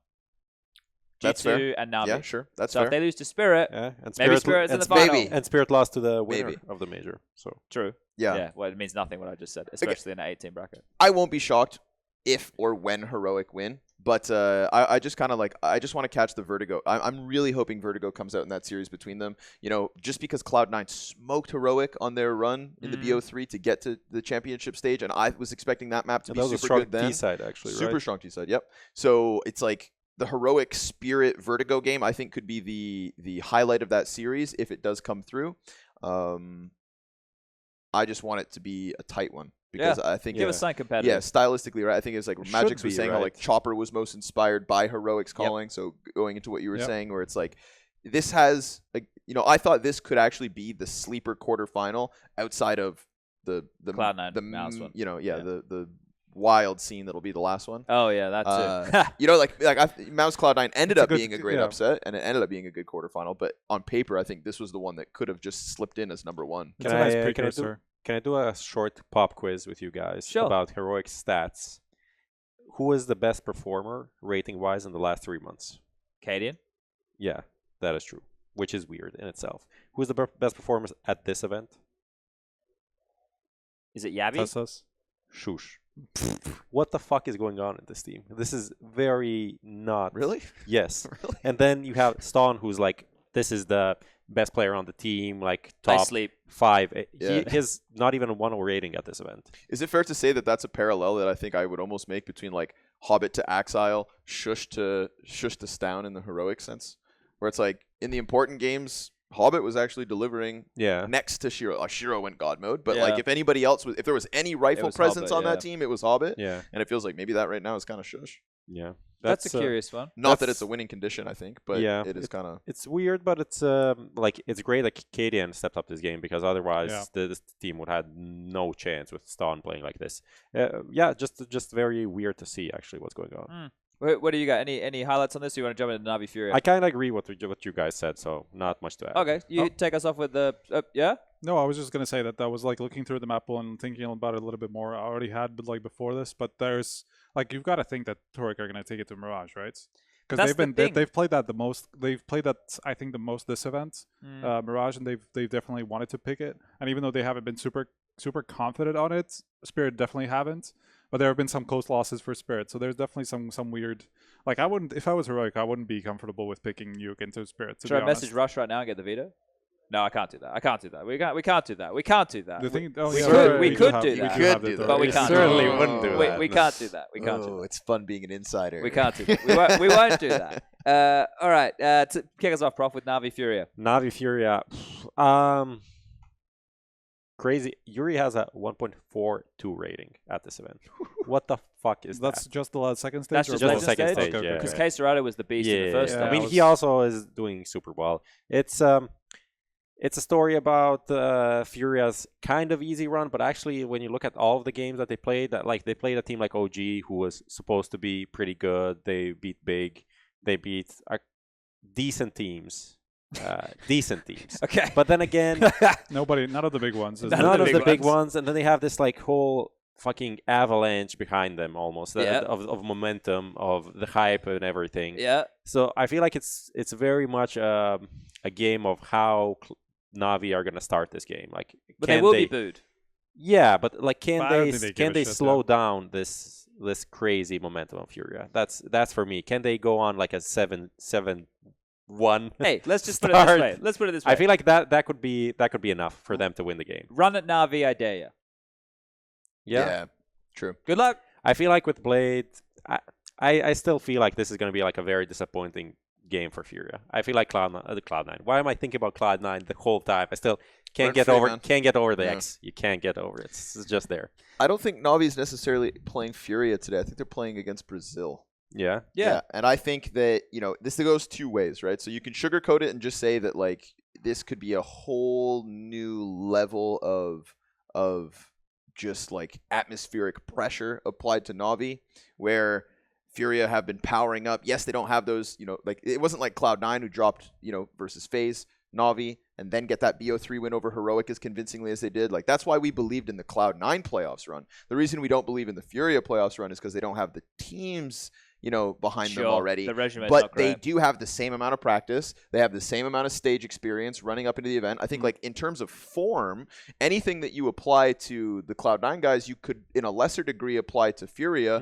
Navi don't look invincible. And again, true. like, it's, Drop is playing better than I would have ever expected. Safe seems to be thriving in this environment. It's like the powering up is there, at least. That's how it feels to me. And it's going to be absolutely crazy. That's kind of, I think, like, the takeaway is just the environment, I think, could lead to something magical. Because if not, yeah, Navi always beat Furia. I remember being excited for this match the last time it happened at Katowice, just as, like, a bit of a Furia fan. It was like, going into it, I'm like, all right, Launder's like, man, no, we got this game today. And he looks at me, he's like, this is going to be a fucking blowout. Yeah. He's like, why don't get too stoked, dude. Like, let's see what happens. And sure enough, it's a total blowout. I think the really cool story with this one is if Furia were truly ever going to win a major in Brazil, then it was always going to have to be with a win over Navi. Sure. Yep. Yeah. And now they get their chance. They just have to do it in a quarterfinal. Like, if this was a grand finals, and then we would have gotten, I think if Furia had been matched up with other quarterfinalists or other potential semifinalists, I'd be taking Furia. Yeah. So Sure. it's like they just don't get a chance to power up on this specific stage. So they've just got to do it right out of the gate. Yeah. But to do that would be a legendary moment, man. Yeah. Like a never before seen spectacle is what we could be staring at with this matchup. They just have to survive the pressure. Because as much as I can sit here and say, like, well, Navi, they've never seen it like this, pressure goes both ways. Yeah, for sure. You know, there's how many Brazilians woken up this morning, put on their Furia jersey, and are going to come cheer for you? And you've got to roll out Probably of bed. not that many. They have Imperial jerseys and stuff. Oh, okay, yeah, fair. What's happening, Lucas? Lucas, is it Can you fucked? talk to us? Like, what's happening? You just put thanks for watching on the screen. Oh, Okay. okay. We see we've our- been having our a black preview screen. has It's been been like, flickering on oh and my off. God. There we go. Right. There we go. All right. Thank Right. God. I thought we were fucking done. It was like, we're out of here. See you guys. He's like, he just pulled us off Time's up. stage. Yeah. Get the Time's fuck up. out of here. I was gonna Yeah. say that I'm not quite as romantic about everything as you are. I am expecting kind of Furia to go up against the what would you call it, like a reality check, because obviously we just haven't seen them play against Sure. anybody that good. Nobody that's played that's in the playoffs. I want to say. Maybe I'm crazy at the moment, but they've obviously not played anybody who we expected to They beat go. Spirit. That's actually. Oh yeah, one that's thing. true. That was like The comeback game. Yeah, it was like the comeback game 16-13 on Vertigo. No, it was Mirage. It was 11-4 first half, and then I said the Spirit same thing fed them yesterday, a and couple I of fucked up rounds. the same Yeah, thing. no. Anyway, there's been a lot of comebacks. All good.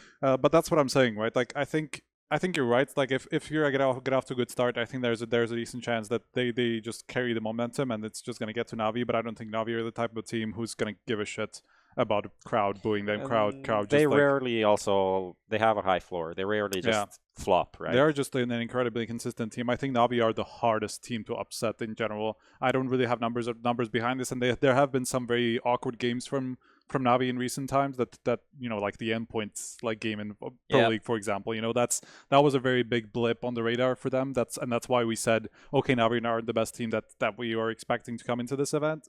But still, they very rarely get blown out by an underdog, and this is very much like an underdog situation in the game. This is only like considered fairly close because of the crowd and because of the Furia momentum, and I'm not sure that that's necessarily going to be enough to suddenly make Furia a great team that's going to be like world beaters. You know, that's something that may help them like in certain situations, and occasionally like give them a little bit more energy and not give up maybe as easily as they would have otherwise.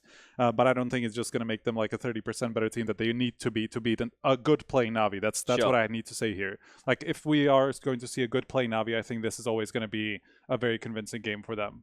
I think, like, just to put my 2 cents into this, I like both sides of this story. I like Connor's side. I like the fact that this is an opportunity for them to capture that lightning in a bottle and for them to have this massive run and then take down Navi, run towards the finals. Maybe they play heroic in the next game. They play against MOUZ or whatever. It doesn't matter at that point. And win the trophy here and have that whole celebration and it fucking pops off and it's nothing we've ever seen before. You can also see the side where we all get woken up from that dream that we have. We get slapped in the face and the analytical side of Counter-Strike comes out and says Navi played better CS than FURIA. Yeah. And if we were to play that matchup 10 times, Navi would win 9 out of 10 times, right? Like, I can see both sides of this, and this is the thing. Again, it goes back to the original theme on the conversation coming to this event. Anything is possible, and anything has happened already. So anything will happen. So right now, this is not like it used to be. Astralis are going to be in the final versus Liquid. FaZe are going to be in the final versus NAVI. We're not there anymore. We are in uncharted waters right now, and I'm all for it. Let the fucking sharks circle. I got my whistle. I got my highlight vest on. They might come and save me. They might not. But we're Hugo's going to in have the a ocean. good... Yeah. We're worried about him, but we're waving, and we're having a good time. So no matter what happens, I just hope that we get some good Counter-Strike. That's it. That's all I want. Just give us something that's entertainment, because either way we get a story, and either way the people at home should be excited, and either way we should all enjoy ourselves. Now, boys, we got to fuck off, because I got to shuttle soon. We didn't talk about the fact that this trio right here, sorry, Striker, we are... He's not playing. We are... not the Sun Gods. No, but we're looking at the fact that we're in the Fantasy League. We're the top three. Oh, We're okay. the top I was three. like, what the fuck? Top Like, three. what is this story? Like, Well, I had no idea where this is going. Look, whatsoever. Bask in- in our glory You're for in a the moment. presence of greatness right now. Okay. This is the Striker said he's joining next season. Okay. I will do All it. Let's right. go, let's all go. right. He's monitoring things from outside We'll now. have at the to moment. kick some people. Well, Moses, for example. Yeah, some people haven't played. Stunner hasn't played. Stana even kind of tried a bit more, but It's not tried. yeah. Maybe Maui gets Stunner tried. relegated. He goes Stunner- down to the Academy yeah, Leagues. that could be good. Launders Academy used League. roles for the first time in Challenger stage. So Oh, we've got some, we got forward momentum, man. They're learning. They're learning. Yeah. Yeah. Well, you're number 1. Yes. Croft's number 2, and I'm number 3. Yeah. And there's Let's what, go. like a 10-point spread from me to you?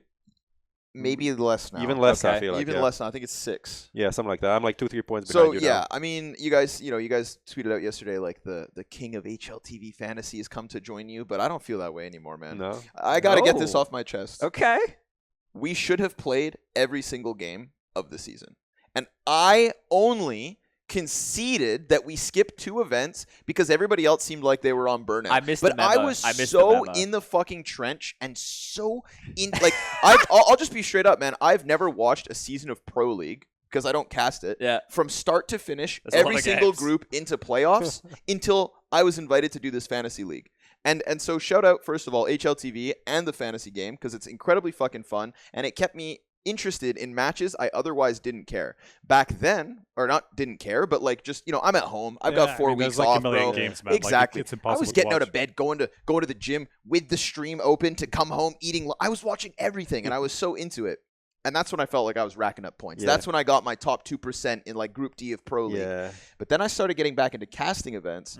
And while casting events, I feel like I've started to slip into these romanticized stories. I had Cold Zera on my team at Challenger stage here. To be dude. honest, he was cheap as fuck. He like, was cheap as fuck. You know why? Because he got you negative 50 points in 3 days. Like it was from an outsider's perspective, and that's why I think like if I wasn't, even though I'm not a part of the celebrity leaderboard or whatever, it was really fun to just keep an eye on like you felt really in tune with the Counter-Strike. Right? Yeah. And that's why I completely understand that I truly believe we should have done every event because I was having a fucking blast. And it was a tight game. We were all grinding Yeah. points, whatever not. And it's a fucking shame Yeah. that your top 1% performance, max points, which is a stunning accomplishment, got fucking wasted. And yet now still, even to this day, top 3 right here. You guys are nipping at my lead. It's Yeah. evaporating. I feel the pressure. So it's been fun. What's your team right now? My team right now, Shiro, Nafany. That's all right. Yeah. Electronic, Perfecto, Okay. and Drop. Okay. Drop was the price tag. So you'll only have Oh. at most 2 players heading into tomorrow. Yeah. It's going to be a Okay. tough That's one. rough. That's But rough. this has been my reality for the last couple of events now. Yeah. It's just been like trying to get enough points to keep you guys away. Because Okay. as long as nobody you're, else... you're playing to lose. Not Exactly, dude. not I've to lost lose my identity. So instead of to I win. for the record, from now until the end of the year, we've got what? Blastfall finals and World finals. Yeah. And maybe Espo. I'm playing... Whoa.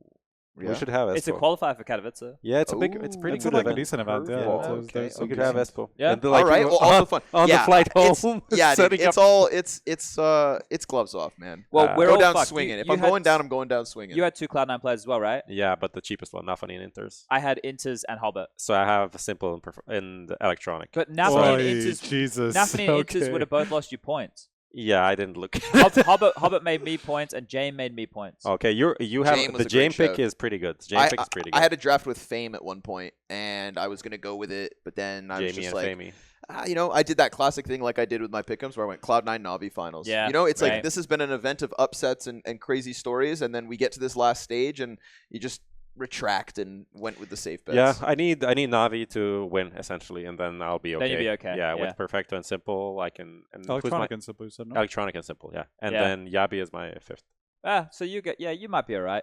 All right. Connor, is there anything you want to say to the people at home before we turn this one off?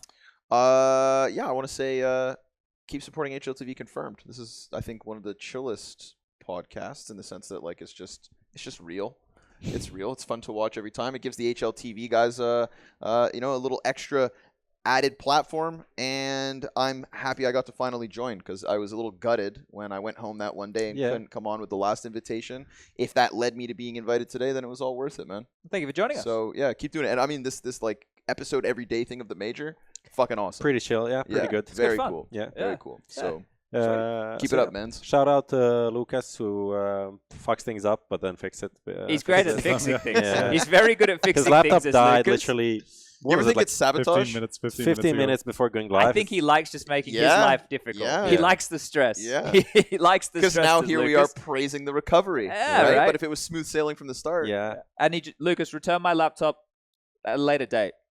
Do you still need it? No, he doesn't need it. All right. And we're not needed anymore either because we've got some games going down. They're starting in 15 minutes. I believe the desk is already live. Holy and if shit. you want to be watching the Counter-Strike, you know where to find it. I hope today is a bit more of a success for all of you at home who felt a little bit underwhelmed by the situation. But remember, we can't control the quality of the games. Only the teams can. And let's hope we get some pop-off CS today. So thanks to Connor. Thanks to Prof. Thanks to Striker. Thanks to Lucas. And thanks for everybody for watching. We'll be back again tomorrow. Bye.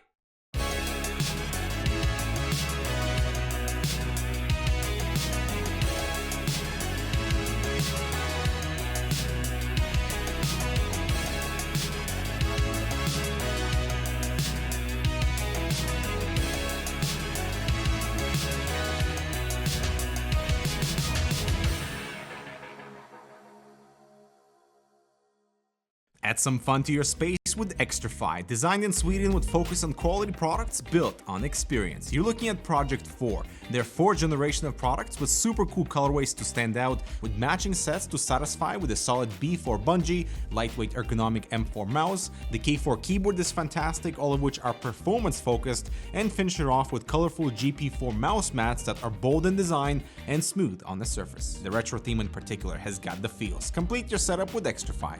No regrets, guaranteed. Finally, I found what I was looking for.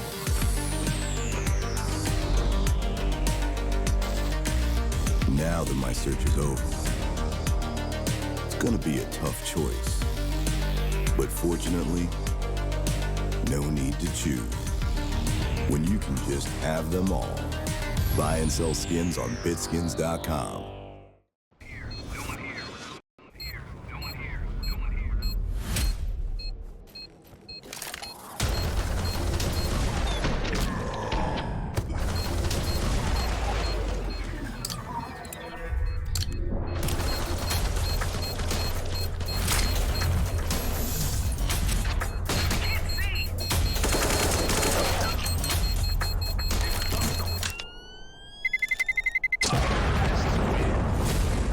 N1 Bet. Your bet, your game.